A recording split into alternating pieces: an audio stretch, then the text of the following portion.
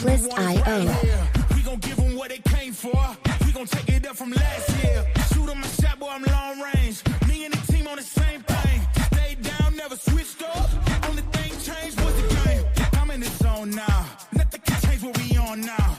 When I pull up, know it's going down. Foot on the gas, ain't no slowing down. Music licensing reimagined.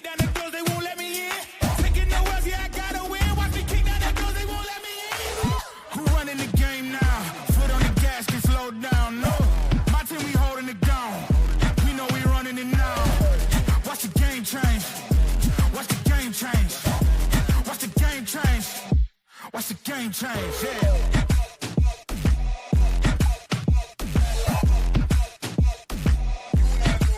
Artlist.io. Watch the game change.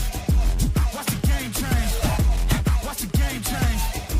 Watch the game change. I do not gamble, but bet on me. Tell them that's like, yeah, it's la vie.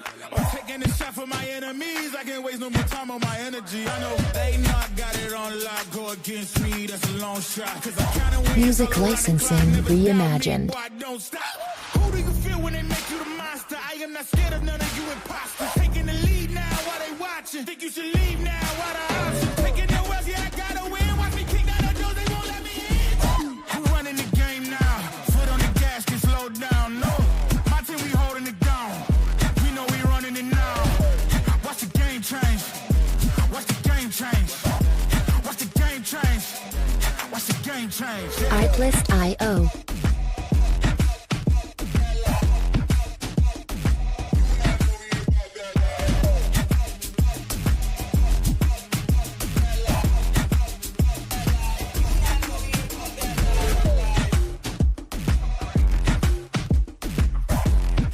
Music licensing reimagined.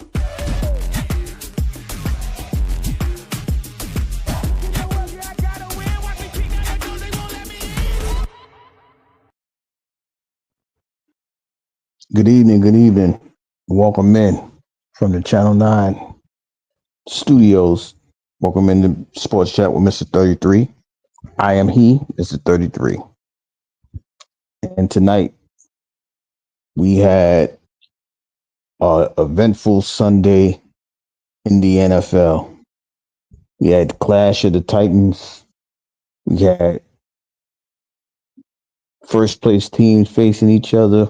We had a whole bunch of things going on. We could even say we had a possible Super Bowl match, right? A Super Bowl display. A prequel, not a prequel. A game before the game, right? So we're going to go directly to that game I'm talking about. The Buffalo Bills went into Detroit to face the 12-1 Lions. And it's not a stunner. It's not an upset. It was a shootout. I don't even know if it's still called Ford Field, but if it is, it was a shootout in Detroit as Buffalo comes away with a 48-42 victory. It wasn't one of those games where it was a blowout and the Lions came back. The Lions gave it everything they had, but they just came up short. 48-42. Josh Allen, he had a performance. He increased in some people's eyes his MVP status with this win tonight, going 23 of 34, 362 yards, 2 touchdowns. Tony Johnson had 114 receiving yards, 5 receptions, excuse me. And James Cook led the rushing attack with 14 carries and 105 yards. By the way, Josh Allen had 68 rushing yards on 11 carries. It's a great game, right? But when you look, it wasn't that the Lions didn't come and play. They just ran into something different, right? Jared Goff was 38 of 59 for 494 yards, 5 touchdowns, no interceptions. Amon St. Brown had 193 receiving yards on 14 catches with a touchdown, and Sam Laporta had 111 receiving yards on 7 receptions. So if you realize what happened, right, if you look at the disparity in this game was pretty much the rushing yards, right? As Buffalo ran the ball, they rushed for close to 200 yards rushing, while the Lions, who primarily is a balanced team, they had only 48. It wasn't about, ball control, yeah, time of possession was about 4.5 minutes off. But when you see what Josh Allen was doing, he represented the tempo of the football game. He ran the ball well enough. He played action well enough. He threw the ball well enough to keep the Lions defense, even at its weakened state. It kept them off balance. But Jared Goff did everything he could to keep them in the game with this 400 and close to 500 yards passing. And like I said, this wasn't one of those games where he was down 21 or he was down a significant amount of points and it was late game, passing against the prevent defense. No, they played this game all the way to the end. To the final second. The only thing that stopped them is that they didn't get the onside kick. That's the only thing that slowed them down pretty much. Besides Josh Allen. But what a game. Like, I don't think I ever seen a game where you had all like close to 900 yards passing and no interceptions. Right? You got to tip your hat to the Buffalo Bills. They kept this game in their speed lane, their attributes.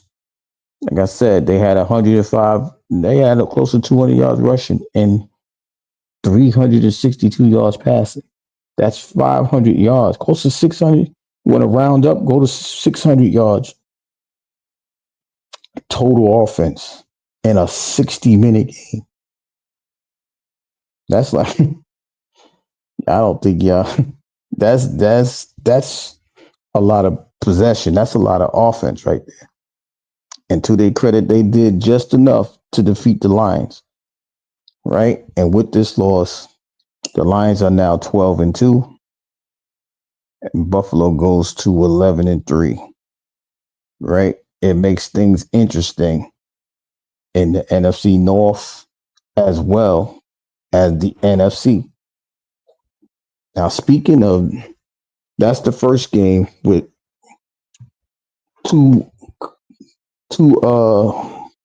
the division leaders clashing, right? Or playing against one another.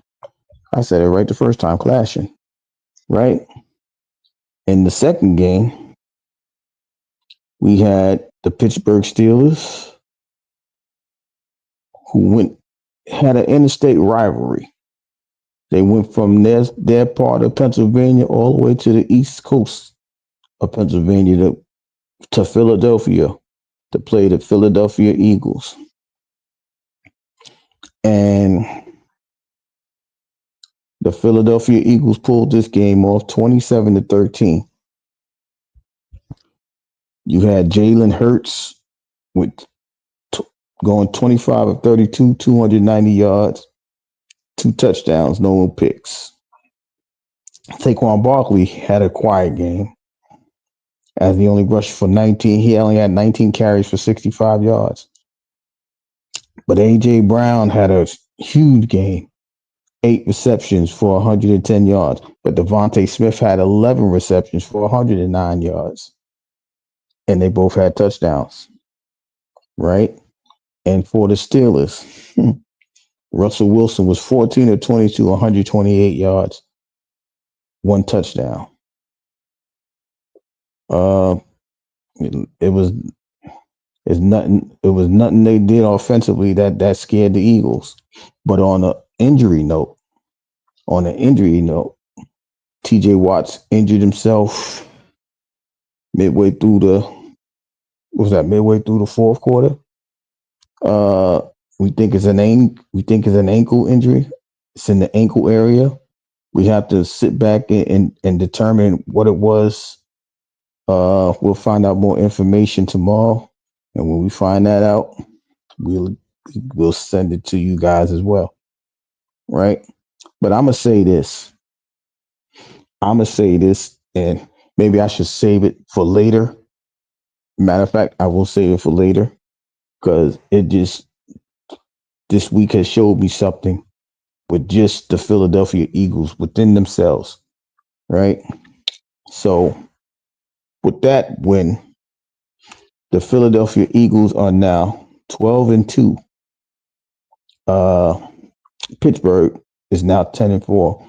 So we have the Eagles at 12-2, and we got the Lions at 12-2.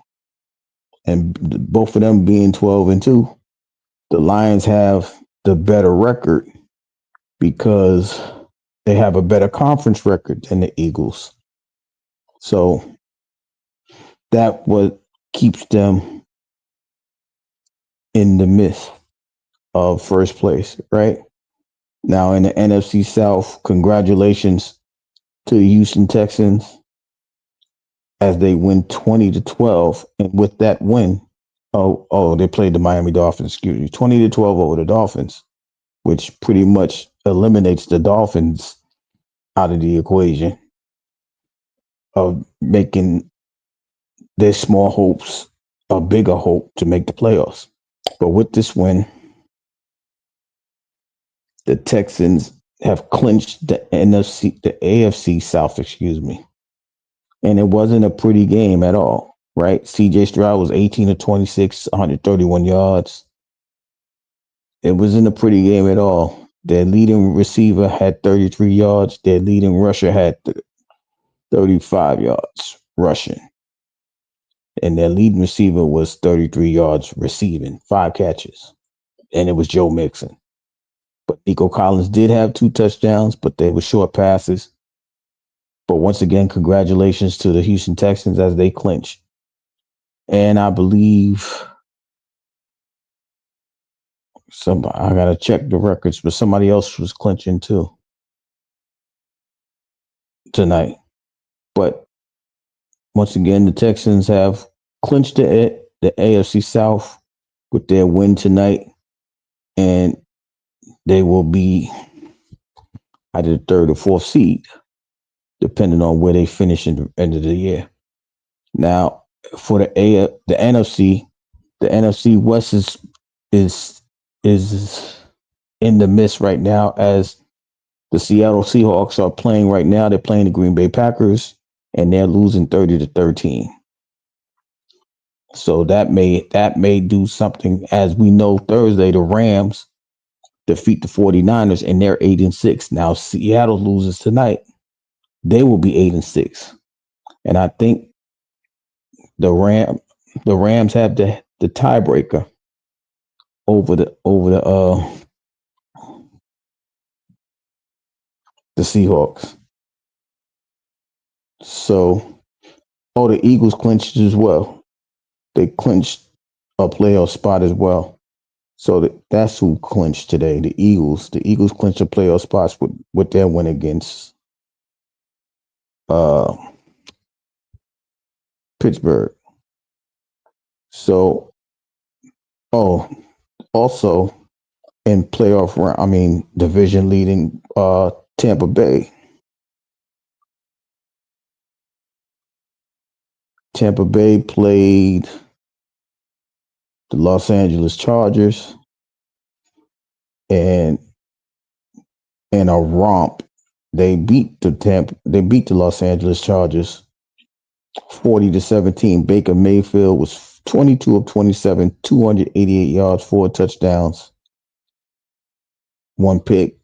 Bruce Irvin ran for 117 yards, 15 carries, and Mike Evans had a huge game with 159 yards, 9 receptions, 2 touchdowns. So with their win, uh, Tampa Bay is still in the lead in the NFC South. Now, this loss by the Chargers has put them in the final position in the playoffs, in the playoff race, as Denver swaps with them with their win over the Colts. So, did I get everybody? The NFC, yeah, the Lions lost. Now, tomorrow's game with the Vikings will be even more interesting because if the Vikings win, it'll be 3 teams with 12 at a 12-2 record, and the Lions and Vikings will be in the midst of trying to win the division, which may help or hinder the winner of that division, but it'll definitely help Philadelphia. As you know, they beat each other up and they have another game to play this year. I think that game is the end of the season, the last game of the season. So this is why I'm saying the big boys coming out to play, because we're getting close now, guys. We're getting close, and positions are being made, and like I said, in the NFC, in a once one team race is now wide open, as you know, Philly is 12-2. Minnesota is 11-2, but we got to wait for tomorrow because that's when they play. If they win, they'll be 12-2. So it'll be a 3-team race. And the AFC, the AFC, we had Kansas City. The Kansas City Chiefs won their game today, 21-7.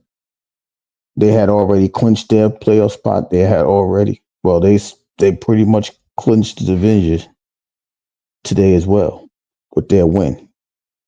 But in this win, there was an injury. Patrick Mahomes went down with an ankle sprain. He didn't even finish the game. But while he was in the game, it was 19 of 38, 159 yards, 2 touchdowns. But, Jameis Winston had a terrible game. He had 3 interceptions on 16 of 25 passing for 146 yards. So a lot, Buffalo is still chasing them with their 11-3 record. But we have to wait. And the x-rays came back negative for Patrick Mahomes. But they have a decision. Do they want to rest him? Do they want to keep the gas on they want to put their foot on the gas and get this number 1 seed? Or do they want to rest Patrick Mahomes and see what they can get? Because I don't think nobody can catch them in the division. I think Denver is 9-5. Yeah, they can't catch them because there's only 3 games left. So it's an interesting decision for Andy Reid. We have to find out. We'll find out this week, sooner or later, what he's going to do. But as of right now, Mahomes has his ankle's not broken or anything. The x-rays came back negative. So it's like an ankle sprain.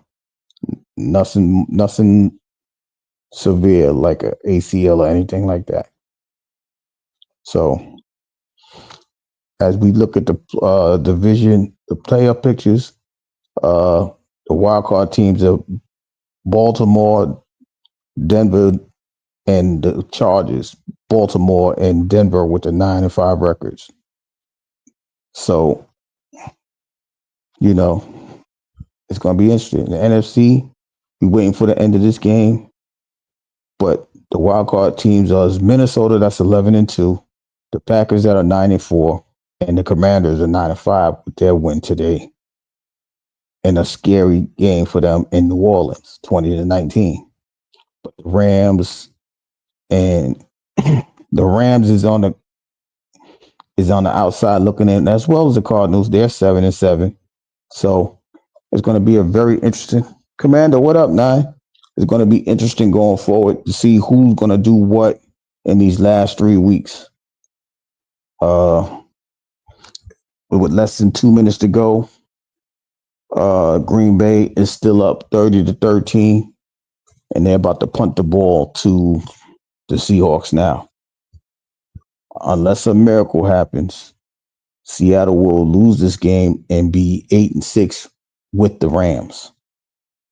So there's a lot going. Like I said, there's a lot going on in the NFL with these playoff races and the positioning and all of these things. And there's more to come. Now I know my 33 brother is not gonna come up here. He's not feeling well. We want him to get well soon. But I know he might be feeling away because the Lions lost. But it's just gonna be interesting. It's an interesting next 3 weeks. It's gonna be topsy-turvy. You gotta put your big boy pants on to be the number one seed. You gotta beat the division leaders, the division champs, and all that. They get themselves ready to play in the playoffs, so they're gonna have to show up and show out. But there's a lot of injuries going on at the same time. Like I said, Patrick Mahomes got hurt today. It was a gruesome injury in the Dolphin game in Texans. We praying for the wide receiver that was carted off this afternoon. We know this is a very violent sport, right? Fast moving people, heavy hitting people. Those two don't mix. So, it's always sad to see somebody carted off. It's always sad to see somebody, going through an injury or watching the injuries. But there was a lot of injuries today. And, but their love for this game is what makes them do the things that they do. That's why Thursday night, has there been more injuries than usual? Yeah, it has. And that's what I'm saying. That's why I think a lot of the players was upset Thursday night when Devondre Campbell didn't want to play. Like, are you serious? All these injuries happening, you're gonna get a turn to play soon as you know it, quicker than you know it, right? And like I said, people getting carted off the field. Patrick Mahomes couldn't even finish the game. The game wasn't a blowout. They only won 21-7. But they knew to keep their asset off the field, keep them out of harm's way. It's just a twisted ankle, they say. But who knows? It could have been scarier. The Green Bay Packers is a final. The Packers defeated the Seahawks 30-13. So now Green Bay is now 10-4. They're solidifying their place in the playoffs. Seattle goes to 8-6. They're in a battle with the Rams, and the Cardinals are right behind them, a game back. So basically, in the NFC West, if they don't show up or show out, only the division winner is going to represent that division. But yeah, it's a lot going on. The injuries it's more heavy because people are really laying their bodies on they're leaving their bodies on the field, so to speak. They're trying to make the crucial plays. They're trying to do this and that and the third, right? But there are teams that are still winning injury prone. That's why, I know the Lions, they don't do moral victories in the NFL, but they were hampered with injuries. So for them to compete with the Buffalo Bills the way that they did, they need to, they got to understand that, hey, we could have did better if our guys were there, but they competed anyway, right? And I get it. Everybody gonna say that's their second loss, but they haven't lost for the longest period of time. Before that, I think it was like what was it, 2 3 months? Well, 2 months before they lost. Because the last game they lost to the Bucks, and now the Bucks is on a roll, trying to make their playoff run. It's wow. When you sit back and observe all of these games, like I'm observing these games, you seeing the shifts and the momentum is being moved from one team to another. You see a team like the Atlanta Falcons, they started off well, and now they struggling. Now they may miss the playoffs. They was in the division lead for 2 months, and now that Tampa Bay's on a run, and they have surpassed them. We don't know if the Falcons are going to make the playoffs. They have no clue. But that's why I say when the big boys play, you got to be ready to play. When they come outside to play, you gotta represent yourself. You got to be the occasion to rise, be risen to. And right now, you got the teams like the Lions and the Eagles and you got to put Buffalo up there now because they're winning. And it's not punishing, but their offense is just is playing great football.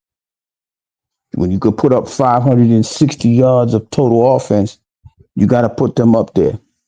Even though they're not in first place, but you got to put them up there. You got the Steelers that's playing decent football, even with their loss. You got the Eagles. You got the Vikings. All of these teams are double-digit wins. You got the you got the Packers winning their 10th game of the year. There's a lot of teams playing good football, and they're only getting started because they understand a lot of them going to be playing for another month to get to the Super Bowl.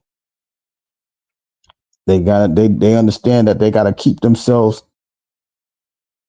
out of harm's way, even though in football that's a very difficult thing to do, especially with the fields in the NFL, because a lot of them are artificial. And people will speculate that, there's a lot of ACL situations because of the turf and things like that. I'll agree to disagree. I'm not sure if that's what the status is, but at the end of the day, everybody's going to be playing hurt when you get to this part of the season. The end of the season, all these plays and collisions and all of these things, there's going to be a lot of teams that's injured. But it's a survival to the fittest. And those, like I said, those teams that's winning the big, that's ahead of the divisions, they're hurting just as well as everybody else. But they're finding ways to win games. They're finding ways to keep themselves above water. So, yeah, see, like I said, I'm looking at the playoff picture. The Rams, because they have the tiebreaker over Seattle, the Rams would, if the playoffs begin today, the Rams would be the number 4 seed, and Seattle would be out of it. That's why I'm saying you gotta every game definitely matters now, and I think they play each other too again. No, they don't, because they beat them twice. I'm sorry, I apologize. The Rams already beat Seattle twice, so it's a hard road for the Seahawks, but they're gonna have to win and have help to make it back to the division lead now. So it's a lot. Like I said, I mean, I might be speaking a different language for the new people that don't follow the sport, but all we need to understand is that every game is going to count for these teams fighting for playoff positions. Every game is going to count. A lot of them going to need help, right? All right, if I win, I need that team to lose, that team to lose, that team to lose. It's complicated, but it's simple. If you do your best, somebody could knock the other teams off and you could be right back in the playoff hunt. Your job is to win. You play to win the games. Just win the game, right? Like when you got somebody like Patrick Mahomes When you got somebody like Josh Allen, you're gonna always feel you could win a game no matter what. When you got somebody like Ian Jagoff this year, you feel like you could win that game. I'm pretty sure those people in Detroit, they they they would have got that onside kick. They would have said they was going to win the game. That's how well the Lions were playing. Even today, like I said, they lost the game, but you lost the game by 48-42. That just means that their offense was better than your offense. Their defense played a little bit better than your defense. But to score 90 points in a football game, that is a rarity. And we got to see that today. Like I said earlier, for a lot of people, they're going to say that is a preview of the Super Bowl because they believe both teams can get to the Super Bowl. Of course, you got the Kansas City Chiefs in the AFC, you got the Eagles in the NFC, and the Vikings in the NFC. That's saying, wait a minute, don't forget about us. Because if I'm not mistaken, I think the Eagles is on a 9-game winning streak, a 10-game winning streak. They was 2-2, I believe. They haven't lost since being 2-2. They're 12-2. So that's the thing about football, right? And the greatest thing about football also is that it's only one game. In basketball, you got a series. Baseball, you got a series. Not in football. Hockey, you got a series, but in football, you got one game. You can have a team that's 17-0, 16-0, and they could play a team that's 9-8. If that 9-8 team win that one game, they will be better than that 17-0 team in that one game. They won the game. They did something a little bit better than them that day and knocked them off. And that's the beauty of football. That's why every game matters. That's why you got to bring your game every day. It's, like I said, it's not like the NBA. All right, we played bad this game. We could get them in game 2. There is no game 2 if you lose. You're one and done.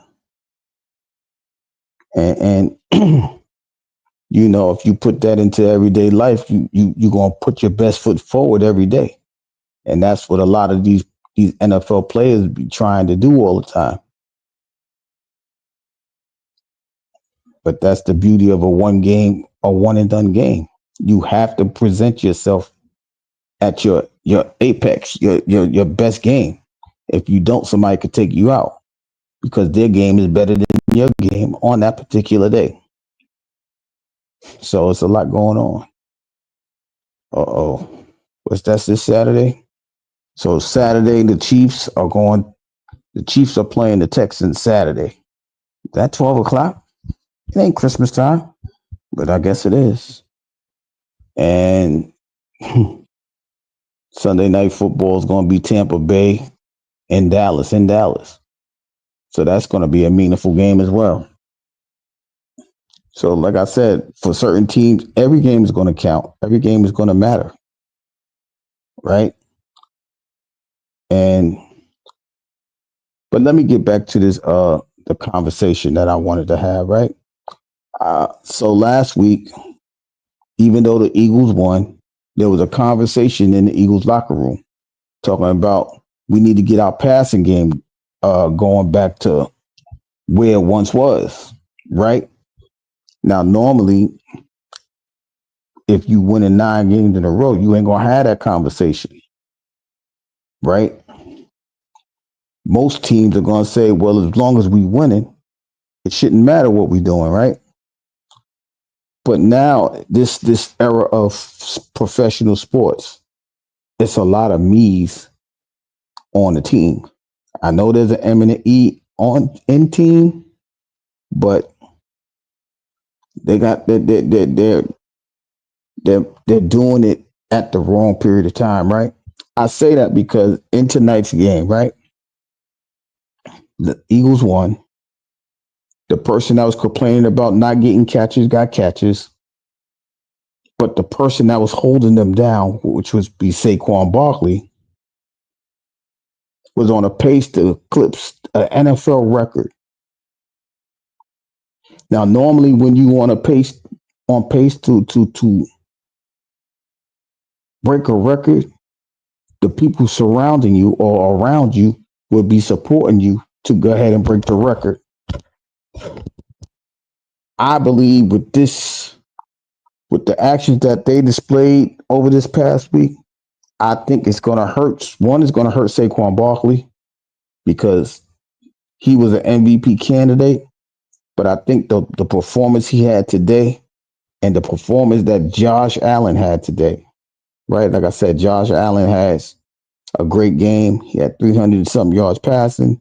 He ran for 65 yards. He got a couple touchdowns rushing, a couple passing,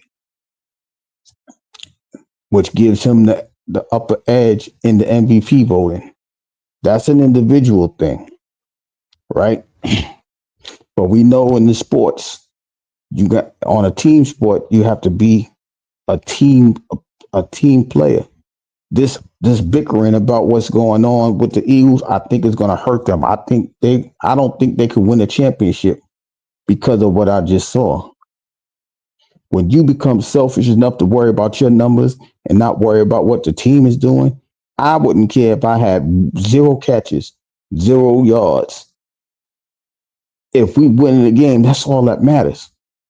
I thought the reason why you play is to win the championship. The goal is to win a championship. You are good enough to not worry about your numbers. You could be those numbers are irrelevant if you don't win. What's the point of being a 1,000-yard receiver if you get eliminated in the first round? What's the point of throwing for 4,000 yards if you don't make the playoffs? You had it like Joe Burrow's having an outstanding year, but nobody's going to remember his great year. Why? Because he's 6-8. He's not going to make the playoffs. If he was making the playoffs, they would consider him an MVP candidate. That's how good of a year he's having. But when you are losing, those numbers don't matter. I think the world of sports has become a selfish group of people, right? They're more about their bag, they're more about their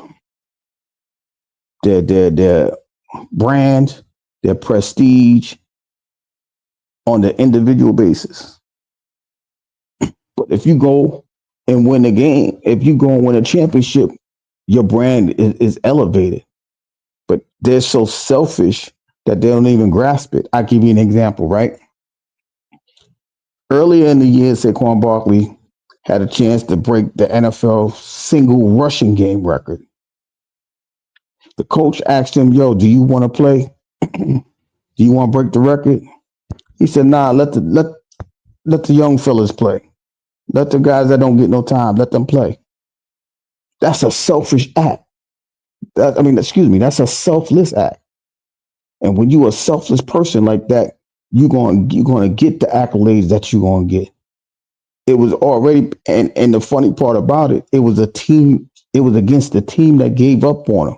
Now, when you felt like you was wrong by somebody, you're going to show up and show out, especially in the world of sports. If you can go against the team that gave up, that doubted you, that gave up on you, that sent you away, that didn't believe in you no more, you're going to do the things that you wanted, that you can do to show them that I still got it. I mean, he had 255 yards. That wasn't the problem. I think they got the message. But he could have piled more onto that record. He could have piled, because I think that's the single Eagles record, 255 yards. Here he is breaking records on the Eagles in 1 year. He ain't even finished the year out yet. But he's saying, I'm not worried about the records as long as we're winning. If I'm contributing to the win, that's great. But I don't like when we lose. But you got other people on the team worrying about, yo, I need the ball. Throw me the ball. Throw this and that. Y'all just hurt this man's chances. Right? And I don't understand how a teammate could be so selfish like that. That defeats the purpose of a team. Realize what's going on. But you know, I think that energy is gonna come back to haunt the Philadelphia Eagles because that's a selfish thing. You ain't supposed to be selfish when you're in a team. You're supposed to be selfless. All right, as long as you win, right? So if I say, you know what, me and Realist is on the same team, Realist is killing them. Don't give me the ball. Realist is killing them. Or Commander's doing all the scoring. Let Commander keep scoring. I don't care if I score or not. She gonna get us to the win. Let's get us to the win. If he gonna let's get to the win. But because we got so many people coming from nothing, that individual mentality carries with them. They always do. They say that money don't improve a person. It just shows you more of who they are. So if they selfish, money's gonna show them to be selfish, right? You don't need $600 million, right? But if you get it, you get it. That's the way they feel. But the question is, with all that money, are you trying to win a championship? Because the team can't help you now. All that money went to you. You got to understand the business aspect of things. Patrick Mahomes signed $500 million. He went back and changed his contract so they can get more people to help him. Tom Brady was never the highest paid player in the NFL and won 7 Super Bowls, because he won 6 with the Patriots. The selflessness of those two players is why they are considered the best players to play in the NFL. Patrick Mahomes today, Tom Brady when he was playing. So you got to get rid of that selfish mentality in order for everybody to win. And like I said, with that situation in Philadelphia, that's going to hurt. I really believe that's going to hurt them because now they're going to try to just throw the ball all over the place instead of doing what got them to that 10-game winning streak. The man rushed for 1,000 yards in them 10 games, 1,200 yards. Let the man keep running. And then you can play action and still get your receiving yards. What difference does it make? The fact that you win the game is what should matter. The fact of you trying to winning the Super Bowl, can't nobody take that away from you. As a matter of fact, when you win the Super Bowl, you become more valuable. So I don't understand how you could just, if you just going for the bread, winning the Super Bowl is going to make you even more richer. It's going to heighten your brand even more. Oh, I know him. He won the Super Bowl. That's why people love Michael Jordan, right? Because Michael Jordan went 6-0 in the finals. So you got to understand that's what branded his name. That's what made Jordan the creme de la creme. I can always win in Jordans. That's the best shoe. Why? Because he was the best player. That's the argument between him and LeBron James now. Never mind that LeBron James is a selfless player, and that's a knock on LeBron James. He'd rather pass first than score. But they bad because he don't have the Jordan mentality or the Kobe Bryant mentality, the killer instinct or whatever. LeBron just want to make the right play, and they crucify him for that. But yet he dominated a whole decade. He went to the final for a whole decade. But what they're going to say, it don't mean nothing if he didn't win. See what I'm saying? Winning is what makes your brand go up, right? Even though he's that special of a player, his game is going to elevate his brand in the first place. But when you do something consistently and you one of the last few at the end, that heightens your brand up too, because you might be doing it the right way and you just lost to a better team. It's okay to lose to a better team, but if you're doing it the right way, you're making yourself relevant. So I just I just didn't understand what the whole complaint was in Philadelphia about he wasn't getting enough passes. Now, if you go and click on today's interviews, you see them talking. See, this is what y'all wanted, but y'all hurt the man that catch y'all to them nine victories. Why you wasn't catching nothing? You want took money out of his pocket. That's why it's a selfish move right there. You know how hard it is for anybody that watches the NFL. Do you know how hard it is for a non-quarterback to win the MVP? I think the last person to do that was Adrian Peterson. And why did he do it? Because he rushed for over 2,000 yards. But here you got a wide receiver worrying about his numbers, and his teammate is on a pace to shatter our NFL record. You can't get no more selfish than that. Like I said, when you get selfish like that, you crying for the ball, you doing this, you doing that. You're messing with the quarterback's mind because now he got to force the ball to you all the time, so you can stop crying. Your selfishness affects the entire team. So I hope AJ Brown understand what he's doing. I hope he understands how much he is setting back his quarterback mind state, his state of mind. Because as soon as everything go bad, and I promise you, they're gonna say, as soon as the thing, he's trying to force the ball to AJ Brown. You know why? Because you complained about it. And then you're gonna see number 26 just sitting there, not saying nothing. Like, yo, we did our best. But you want the ball. But the wide receiver wants the ball all the time. It's too many selfish people in these sports as it is. I think that's what hurt the sports in general, right? If you got somebody, okay, if you got somebody in basketball, if you got somebody like today, Luka Doncic had a 40-point triple double.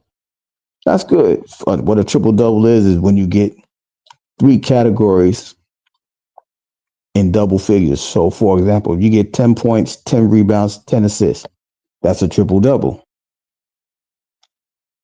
But this man scored 40 something points, had 11 rebounds, and 11 assists. You can't ask for more than that and still get the win. He did everything he could for the team to win. He scored enough. He got other people involved, and then he went and got the rebounds to get the possessions for the team. That's a selfless act, even though many people will say he did that for the triple double itself. But it got the team to possessions it need to score the baskets. He scored enough baskets and got everybody else involved with the assists. But people get upset when somebody is doing right plays, or for somebody to get their numbers up. There's too many eyes in teams. That's why a lot of teams don't be winning. Ain't no eyes in team. But what do I know? I am only up here speaking. I'm only up here critiquing what I see. So, I'm not a professional athlete. And they're gonna say, when you make these type of conversations or it's not a debate, but when you make these kind of comments, they don't know what he's talking about. Never mind, you've been watching the sport for 30 years. You've been studying the sports for 30 years. You've been around people that played in the sports for 30 years. And that don't mean nothing because you never laced them up. You never shot a NBA basketball before in your life. All of that nonsense. I'm coming, realist. So, matter of fact, let's go to that right now. So, Saturday night main event.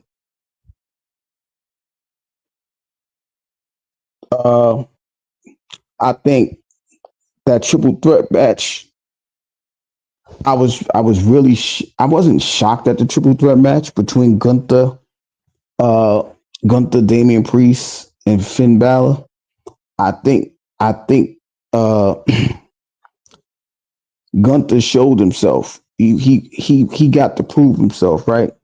He he got to take on both of these guys that was interfering in his match.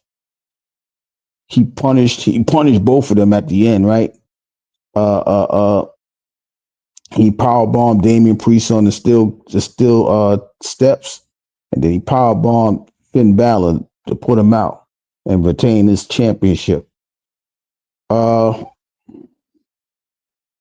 the Cody Rhodes match, it was okay, but I don't know if you saw it yet, realist. But Cody Rhodes gonna be out because he got power drive. That was like the dark. That was like the after the show scenario. So after that, he did them boys. Yeah, he punished them. They put him on a. They put it. They had to roll him out. They had to roll him out on a gurney because of the power driver. He running around with the belt that he didn't win. Him and Triple H is supposed to be beefing. I think that's going to lead to him um, leaving the WWE anyway. I think they're going to fire him, but it's not even a firing. They never renewed his contract. So we're gonna say we fired him, but we never renewed his contract so he can move on. I think that's what the scenario is. I didn't watch the match, but I seen. Yeah, Cody did. Cody, I didn't like the match per se. I think it was too. I think it was too light. It wasn't. It wasn't that. It wasn't that momentous of a thing. But you know, nonetheless, he won, and now he's injured. So we're gonna see what they're gonna do with that. Uh, let me that Chelsea Green situation. I don't know how Chelsea Green won this. I mean, I seen it. I don't know what made them put that belt on her. Yeah, I mean, like I said, the only match that was interesting to me was the Gunther fight, was the Gunther match.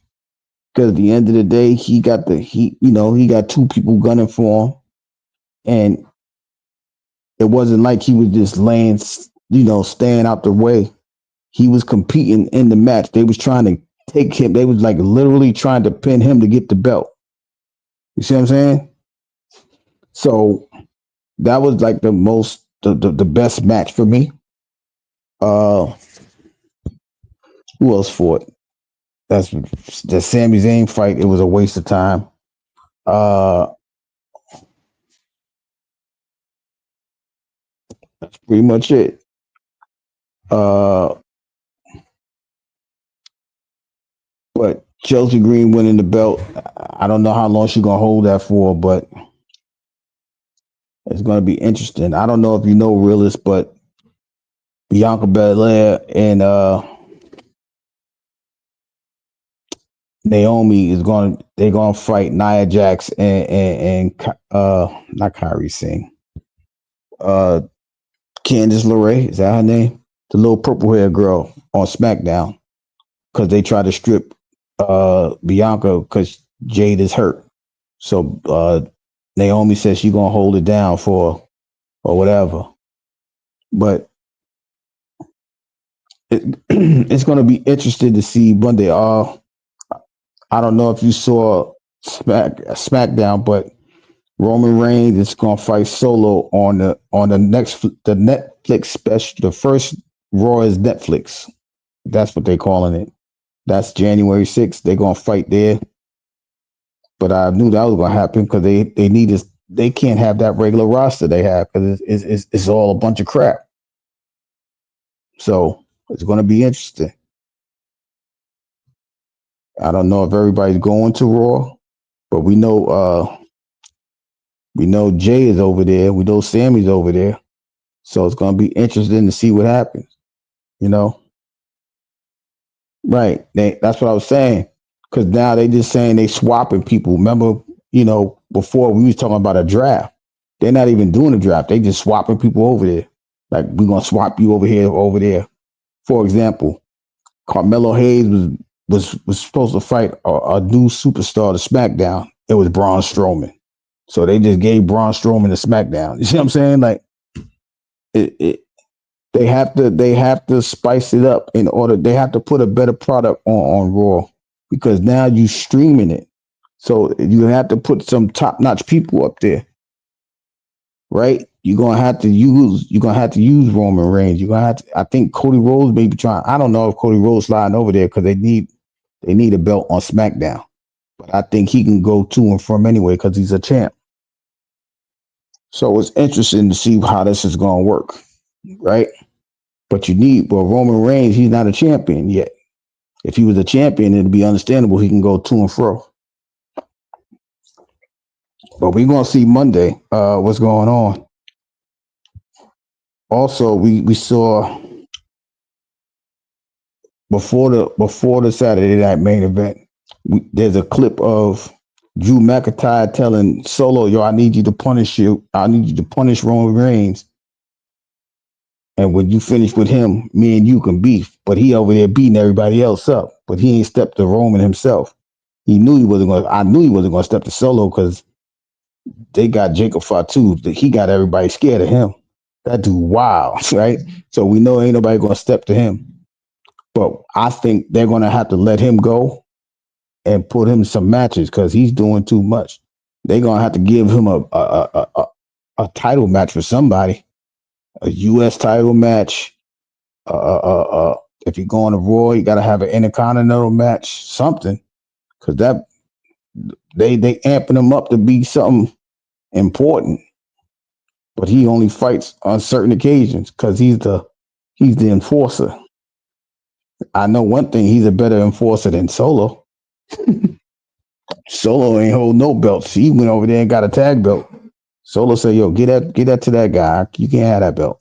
I'm like, wait, what? You know what I mean? It's just people. The way they have this guy is different. It's crazy, but you know, but it's gonna be an interesting. It's gonna be an interesting December because they got to get ready for Royal Rumble in February. But now they just gonna focus. I think they're gonna focus more on the Netflix side, which starts in the beginning of the year. And I keep forgetting that's only 3 weeks ago, 3 weeks away. So it's they're gonna have to figure out some storylines anyway, unless they're gonna start the storylines at Royal Rumble. So I don't know how that works. But all of this swapping is gonna mess the storylines up, and you're gonna have different dynamics. But you don't see the stuff. I think they're doing this now so that you can't figure out the storyline, right? Like for example, we see CM Punk and Seth Rollins. They beefing right now, but they're not even going to fight each other nowhere till probably the Royal Rumble because everybody's trying to win the belt. And as long as Roman Reigns ain't got a belt, he gonna be in the match. Drew McIntyre should be in the match. CM Punk, Seth Rollins. They're gonna put Jay in there. I don't know. Well, Jimmy might be back by then. They'll probably put him in there. Probably had the Bloodline, all them dudes in there. Solo, all them. But they're gonna have to make a storyline. But I think the storyline is gonna start on Netflix. So then you're gonna have the surprise, not the surprise people. Like, John Cena's gonna fight. Every Royal Rumble they bring somebody from the past. Maybe the past this year might be The Rock. I don't know. You see what I'm saying? I don't know how it's gonna go. Who recently retired? Maybe Randy Orton come back from his little pile drive injury from Kevin Owens. I think Kevin Owens be gone by then. You got to look out for some of the NXT guys that might pop up in there. But you gotta also pay attention that who's not in AEW. Who haven't you seen in AEW for a while, right? Like maybe Daniel Bryan might pop up in there real quick. I don't know. See what I'm saying? Or Matt Hardy or Jeff Hardy or one of them dudes might pop up in there for the Royal Rumble. They always have somebody from the past. Big E might make his first wrestling appearance in the Royal Rumble. But overall, they tried to make the main event important by putting a couple of belts on the line. But the Cody Rhodes match was weak. The Gunther match, it was okay, but it just proved that Gunther could hold the belt down. It wasn't that knockoff. It wasn't that knockout pay-per-view type of scenario, but he just proved that he could hold it down. So they'll go back to Monday Night War, Raw beefing and all of that other stuff. But even with that, Damian Priest lost his shot. He can't keep fighting for the belt. That's like the fourth time he fought for the belt. Finn Balor, I'm waiting to see what they do with the tag belts because they ain't fought nobody. But he walking around with the belt like he fighting somebody every week. They ain't Judgment Day ain't had nobody to fight. They need to strip them of the damn belt. But they may do a tournament with that on Netflix as well. Who knows? The storylines is so wide open you can't tell what is it going to really be. So it's just going to be an interesting thing going forward. But that was it. I'm still stunned that Chelsea Green won the belt. I still don't know how that's possible. I just think Michin is just gonna be. She's just gonna be a Coco Beware type of person. She's just gonna be on every show. Okay, Commander. She's just gonna be on certain shows and things like that. I don't even know if she would have been a good champion. I mean, I know she would have been a fighting champion, but a good one is a difference, right? You can fight everybody and you barely win, but I guess they wanted Chelsea Green to be important, so they gave her the belt. So I'm trying to figure out how Piper Niven is gonna hold this down because she ain't won nothing either. Who's that? Michin? Yeah, she's cute. But even with her cuteness, they just like they put in like certain no-win matches. She's like I said, she's like the old Coco Beware, or who else should lose those little quick matches like how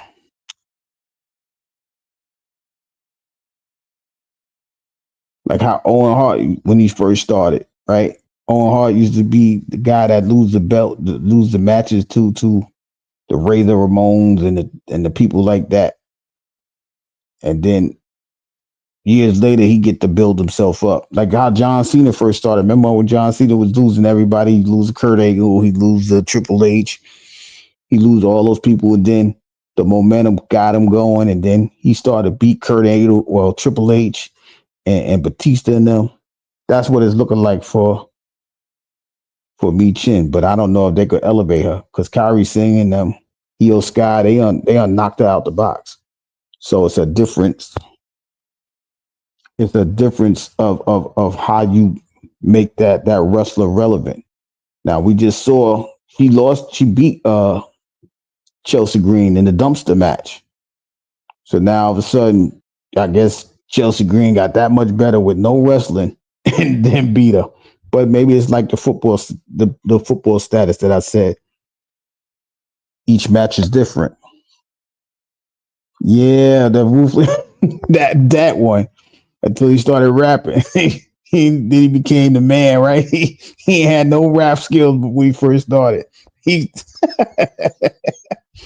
want to come out the back? Oh, it's John Cena. Oh, who's that? I don't know. But that's how, maybe that's what they do with her. I mean, she's came a long way because she was just like she was the OC girl. And they just made her relevant. So, she's a good mid-card or mid card wrestler, but I think that's what that belt is for anyway, the mid card. Cause Chelsea Green does not even she ain't even been winning like that. You know what I mean? So I don't know. Maybe they got something planned for, or maybe they got somebody else winning the belt in the next month or two. I don't know. But it's just it's a difference. It's it it's a difference because now they just throwing things. They surprising us with things that we wouldn't even thought about. Because I never thought Chelsea Green would won that match. I didn't even put that as a possibility. To be honest with you, I'm like, all she do is she just bad annoying. But now, when you think about it, who's worse? What's worse than a nagging female with a championship belt? You see, Liv Morgan, she's annoying. So Chelsea Green is going to be like that as well. So it's going to be an interesting next 6 weeks until we get to Royal Rumble. Because, like I said, they swapping people out, people jumping from one brand to another. Yeah, that belt is to pull any star. Right. That's what I'm saying. So that's why I said if Mi Chin would have won it, she just would have been like a fighting champion. She just she would have been a quiet LA Knight, right? You see, LA Knight was going out there fighting all the people. He just talks too much. He want to be stone cold, but she's quiet. Like she just, all right, I'm putting the belt up. You want me to fight her? All right, I'm gonna fight her. Things like that. But even like I said, the Royal Rumble's going to shake things up anyway, especially in that division. Like I said, Charlotte's coming back soon. She can't be gone forever unless she retire, right? You got Charlotte got to come back. I think Jade may be back by that time. You got the NXT girls coming up, Lash Legend and her partner. So now you're gonna see them disappear a little bit. You ain't gonna see them for a while. They're getting themselves ready for the Royal Rumble. So it's gonna be an interesting thing going forward. Yeah,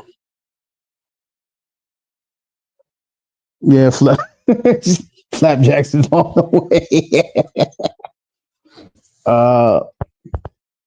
Yeah, it's gonna be interesting. I don't know why. I swear, if they bring Mickey James back in that Royal Rumble, I'm gonna have a fit. I'm like, come on, man, y'all just keep making her go in and out, in and out. I don't even know if she still got it in her, but who knows? Yeah, that's what I'm saying. They gonna bring some older women back. I can see no, I can't see Beth Phoenix coming back because is Edge still in AEW? I ain't seen him yet. I ain't seen that dude yet. I seen him like last year, and that was it. Right, that's what I'm saying.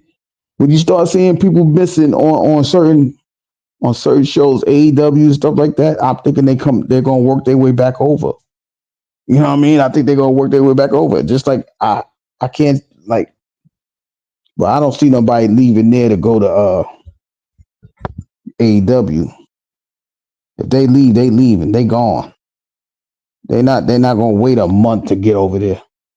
They just gonna sign right over there. That's what Dean Ambrose did. He went straight over there. Daniel Bryan, they went straight over there. It's a difference. But for them to, like I said, it's gonna be interesting because I think that's when the Zilla Fatus and the other I don't want to call them bloodline people, but the Samoans might come in, and I know that a lot of them is signed somewhere else. But you know how people be breaking their contract to get to the big leagues. That thing may happen as well. But it's definitely going to be interesting going forward. It's going to be real. It's going to be real interesting. Because now they're going to have to figure out how to keep the bloodline thing going. They're going to have to figure out how to keep Cody relevant. They're going to have to figure out somebody to fight Gunther. I think that Gunther should be fighting somebody like a Braun Breaker in between time. I think Braun Breaker might be in the Royal Rumble. He should be. It's for the championship belt. He should be going into the Royal Rumble. Uh, like trying to figure out the storyline now is all empty because now there's no storyline, right?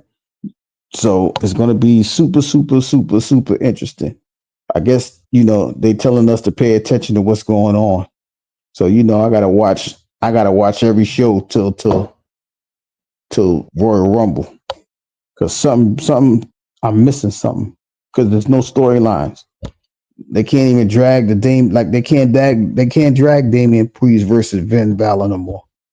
It's tiring already. They already fought. They both lost. What they gonna say? Well, you lost because I didn't win because you was there. Like, come on, we can't do that no more.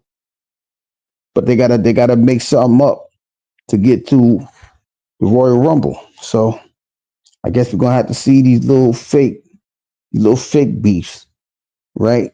We know for sure that Drew McIntyre wanna fight the Bloodline.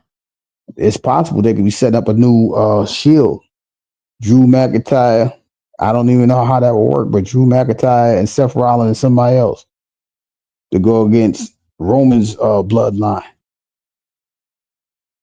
or whoever's the leader of the Bloodline. So yeah, that's what I'm saying. It's just time. That's what I'm saying. That's what I'm saying. You gotta end this shit. Let the niggas go. Put them on two different shows or something.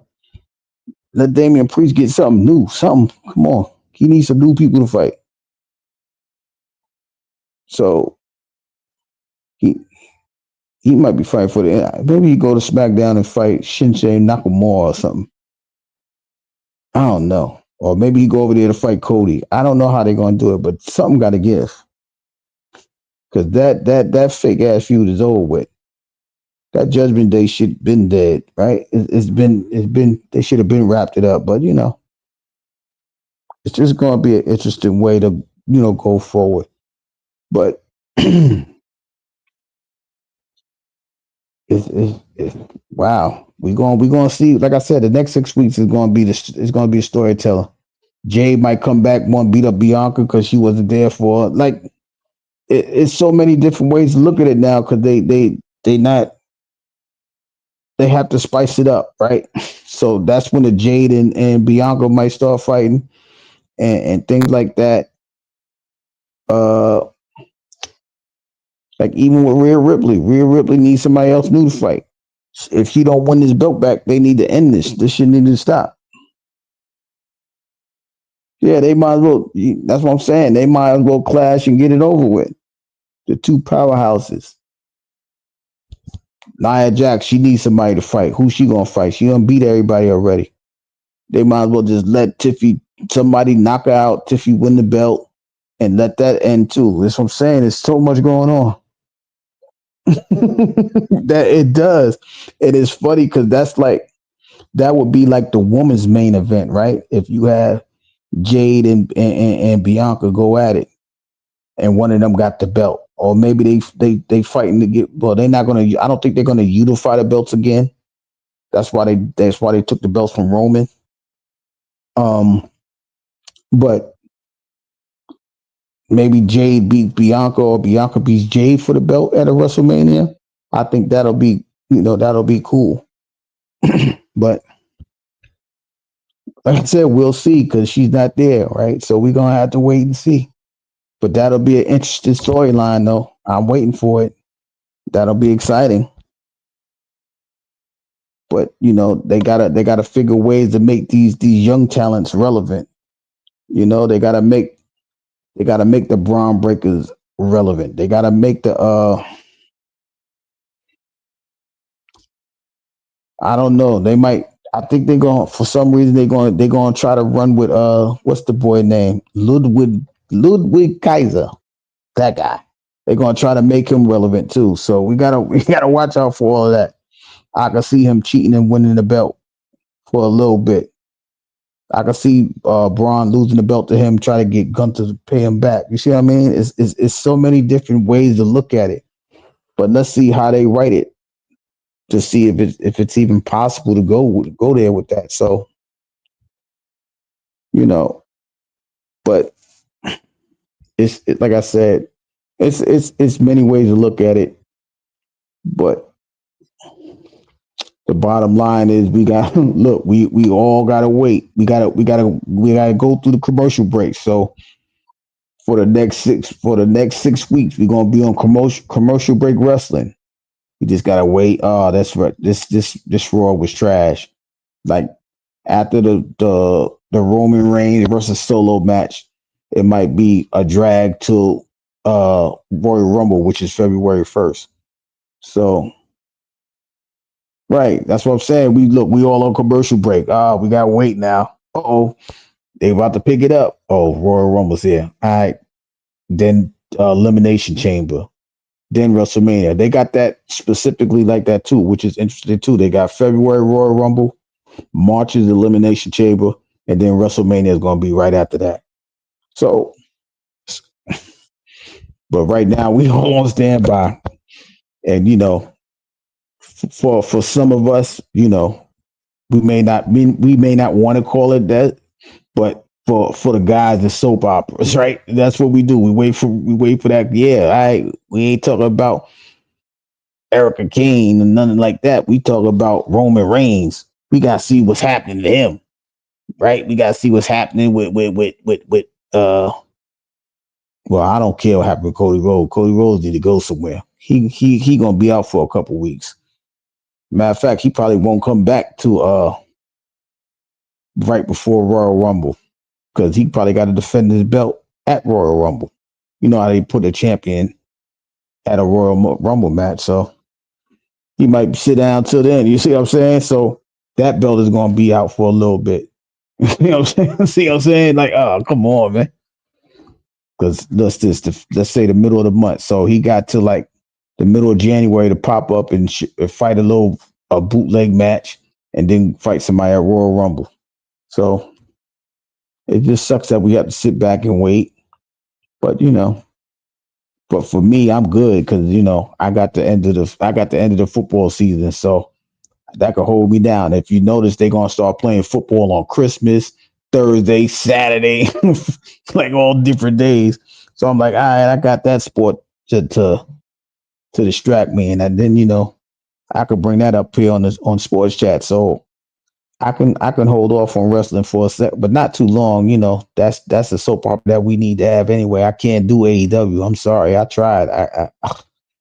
I can't do it. I can't. So but we just gonna wait and see. That's all we can do. But it's just interesting to see. Like I said, we gotta wait and see, man. We gotta wait and see. But even with that, who knows? But let me get up off of this thing, man, because we spoke about what happened this week on Raw and SmackDown already. We spoke about the Sunday. It was interesting. That's what I'm saying. It was interesting before the Bloodline made it interesting. That they made it interesting. Then you got these people. It's just different because it's like they watering it down. Everybody got hurt at the same time. Whether the injuries are real or just for them to have the breaks, right? It's different. Oh, AEW. I don't know what's going on. I don't know. I haven't seen like I said, I haven't seen Christian over there. I haven't seen Edge over there. I'm worried that they coming back this way. See what I'm saying? Only one I don't think is coming back over there is John Moxley. Yeah, you had a different component. Like even when Edge went over there, all right, he fighting his old partner. Okay, we ain't seen them fight in a while. So they had that component. Cesaro over there, he's a flunky now. Cesaro was trying to fight for the Intercontinental Championship, the Heavyweight Championship. Now he just John Moxley's flunky.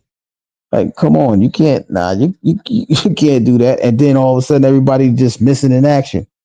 Like they about to make a special appearance at these pay-per-views over here, right? Like they're gonna pop up at main event. I mean, not main event, Royal Rumble. Oh my God, look, it's Cesaro. He's back. Like, come on, man. The Death Raiders. I don't even. they supposed to beat. I don't know what's going on with the def. This is what I'm saying. They got everybody on hold and waiting and stuff like that. That's the thing.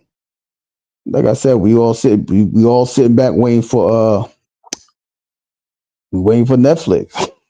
We wait on Netflix to see what happens. But something got to give. But that's why I'm saying we got to watch. We got to watch little bits and pieces of it now. Like this SmackDown.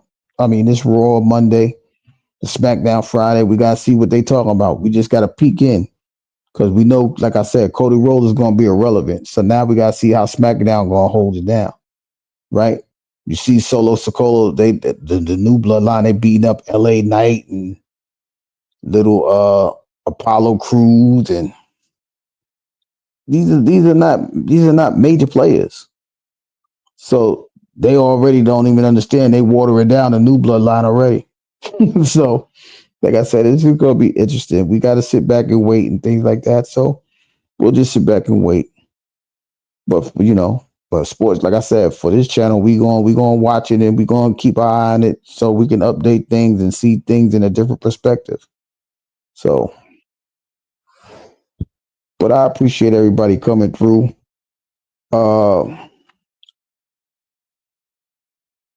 We should be back tomorrow because there's 2 NFL games and there's SmackDown. I mean, excuse me, I keep saying SmackDown. It's Raw tomorrow anyway. The Raw after the main event, so something may happen over there. So we'll probably pop up tomorrow night. Until then, it's Mr. 33 signing off from the Channel 9 studios. I'm out.